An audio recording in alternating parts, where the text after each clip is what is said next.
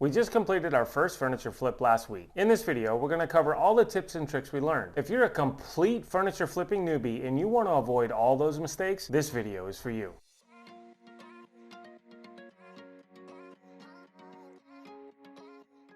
Hi, I'm Michael, and behind the camera is Ellie. We are the Bill Paying Hobbyists, and we're using our hobbies and skill sets to pay off our debt and to save up for a down payment on a house. If you're new here, do us a huge favor. Please subscribe. Join us on our journey.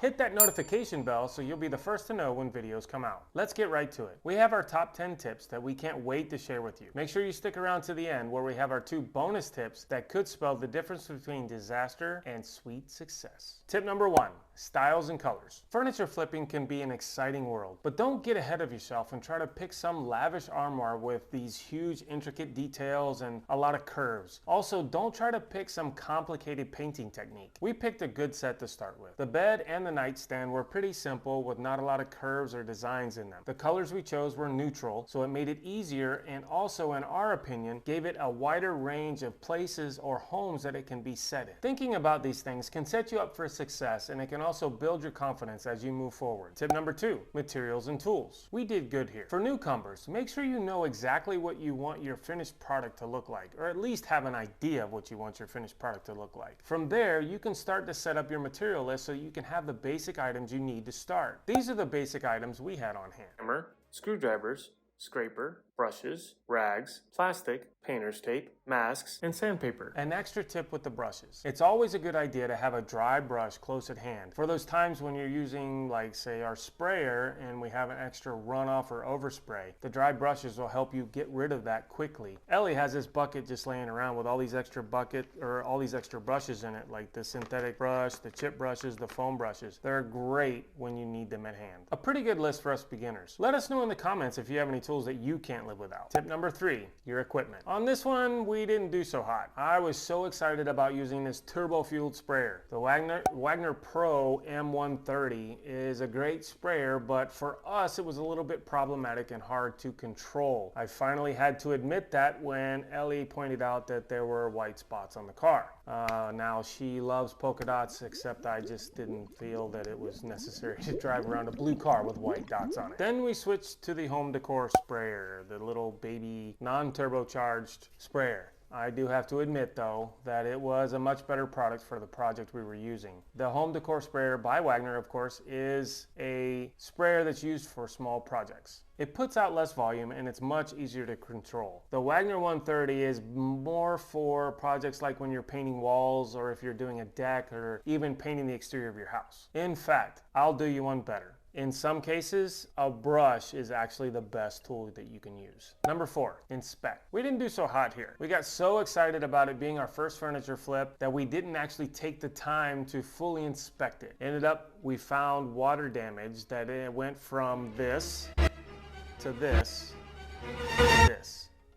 It's cool though. With the extra 3 days of work, we did learn a lot from that piece of furniture. So much so that we were able to make a video about it on how to fix water damage in cheap furniture. So don't get carried away with the excitement like we did. Take your time. Number 5, moving your pieces. I know it may seem kind of obvious, but it was one of those things that just kind of reached up and smacked us right in the back of the head. Make sure you have room to paint. We had to move a piece, and when we did, it got a little dent. That cost us an extra hour in work. It already had 2 coats of paint on it. I had to sand the paint off, had to put wood filler in it, had to let the wood filler dry, had to sand the wood filler, and then we had to repaint it. Just make sure you have the room that you need and you're set up before you start. Number 6, prep work. We did pretty good on this one. We made sure that we washed everything down and we made sure we gave it a good scuff coat so that we could get a good base coat of paint on there. It seems like a mundane process and something you really don't want to do, and you might want to skip it, but don't. Getting this step right is probably one of the most important steps in the whole process. Just take the time, get it clean,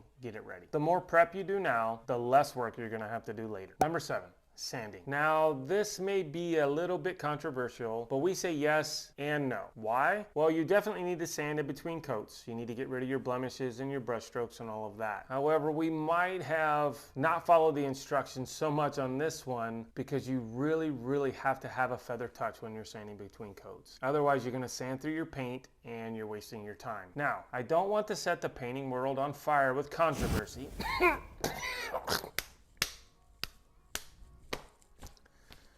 But unless you have some huge blemish on your final coat, do not sand it before your top coat. Now hear me out. We sanded our last coat of paint before our top coat with 320 grit sandpaper and did it very lightly. Ended up going through the finish and had to wipe it all down, and we had to paint it again before the top coat. So it is our recommendation, solely our recommendation and our opinion, that you do not sand your final coat of paint before you put your top coat on. Another part of sanding, always be sure to wipe off all the dust and everything you have from sanding, especially when you're using two different colors. If you don't, you're gonna get, let's say you have a dark color and a light color, you're gonna get that dark color dust in your light color, you paint over it, and guess what? Now you have to do more sanding, now you have to do more prepping, and now you have to do more cleaning so that you can repaint it off. Otherwise, all that dust gets into your lighter color and it changes the color. So make sure you clean after each sanding. Number 8, using chalk paint. Not really a we on this one, it was an I, and I did terrible. When I used the sprayer, the chalk paint went on nicely and it was nice and even. It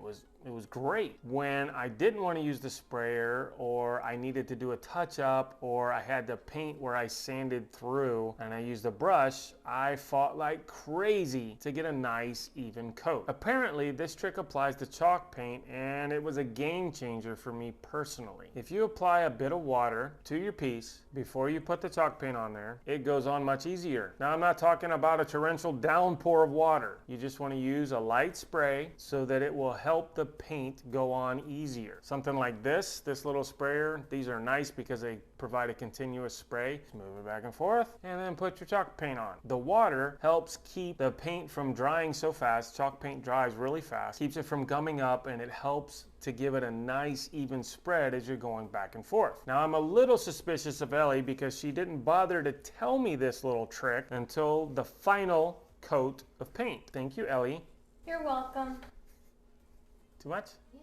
Oh my God, I'm trying to be funny. You don't like my funny. Number 9, brushes. Now with brushes, if you're going to keep using them day to day and you don't want to waste the time of cleaning them, you don't have to clean it as long as you're going to use it within a day's time. So instead of wasting the time to clean it, get a piece of plastic. It doesn't matter. It could be an actual piece of plastic or a plastic shopping bag or a Ziploc bag, and put it in that bag, seal it up as tight as you can, and bring it in the house. That brush will stay viable for at least a day. Now you can make it last longer and put it in the refrigerator. Number 10, pricing. Be reasonable, but don't sell yourself short either. Make sure you check the area, go online and look at similar products and get pricing for the kind of product that you're going to sell. Don't get discouraged though if the first buyer comes to you and tries to lowball you, and don't be in a hurry to sell it if it doesn't sell right away. You don't need to change your price. Be confident in your product and be confident in yourself. Just stick with it. There is someone out there that is going to buy the product that you made at the price that you want. It's a good thing you stuck around to the end. These are our 2 bonus tips. Number 11, perseverance. We are going to be completely transparent here. This project actually took us 4 weeks to complete. Now there's a lot of factors in there like our jobs, our life, and just inexperience. And it took a long time, 4 weeks, to understand what we were doing wrong and how to fix it. We stuck with it. We didn't give up and we kept going. So as one newbie to another, just stick with it. Stay confident in yourself and you'll get there. We put this video together so that maybe, hopefully, those tips will help you be prepared when you're ready to start your first flip. In fact, I can almost promise that if you follow these tips, your project will go that much more smoothly. We're actually really proud of ourselves for sticking with it. As you can see from the before and after pictures, this set really turned out nice, and I know it's going to find a forever home. So don't get discouraged, and we know that you can do this. Bonus tip number 2, weather conditions. For this one, I'd say we got a big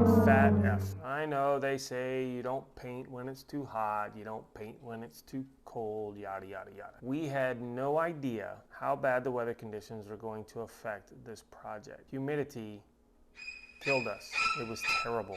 This was a huge source of frustration for us. So much so that it added days and days to our project, just waiting for paint to dry.